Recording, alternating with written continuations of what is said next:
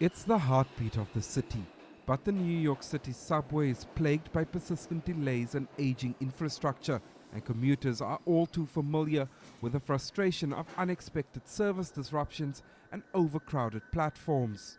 The system is, in many parts, 120 years old, and it suffered almost a century of deferred maintenance as New York and the rest of the United States built out an immense highway system and neglected rail and public transit almost entirely.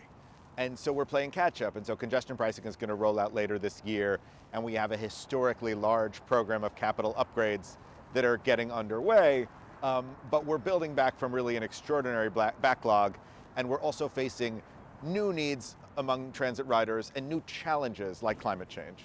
In the first month of 2024, there were 2 derailments on the subway network. They've raised serious concerns about the safety of one of the world's largest transit systems. On January 4th, about 300 passengers had to be evacuated from underground when 2 trains rammed into each other. More than 24 people were injured in that incident. It was scary. This is the first time in my life, and I've run MTA for the longest time, and I've never experienced anything like this. I never thought I would be going through something like this. And now I'm like, I don't know what to do. I don't even know if I want to get on a train again.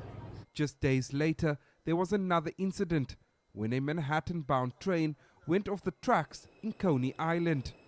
But despite the challenges, there are efforts underway to modernize the subway system.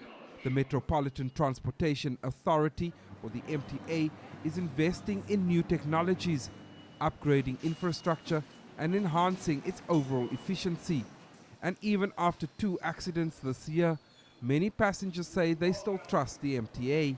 2 is not a pattern, right? 2 is a string of bad luck, but it isn't a pattern. I think we can still see them as relatively isolated instances. But, you know, it's important to take a step back like the federal regulators are in studying the first derailment and saying, you know, what went wrong? We know there are a lot of different people, a lot of different decisions involved. How do we get on the path where this ended up happening? We do know how it started, though, which was that the system is plagued by vandalism. That is true. And, you know, that kind of mischief does end up delaying thousands and thousands of people. Federal transit safety investigators are also trying to determine the exact causes of the 2 incidents. Some say riding the New York subway is like participating in an extreme sport, often having to push into packed trains. But experts say the train system remains the heartbeat of this metropolis, and without it, the city won't function. But trying to upgrade a century-old system while keeping the trains moving has and will always be the MTA's biggest challenge. Jody, CGTN, New York.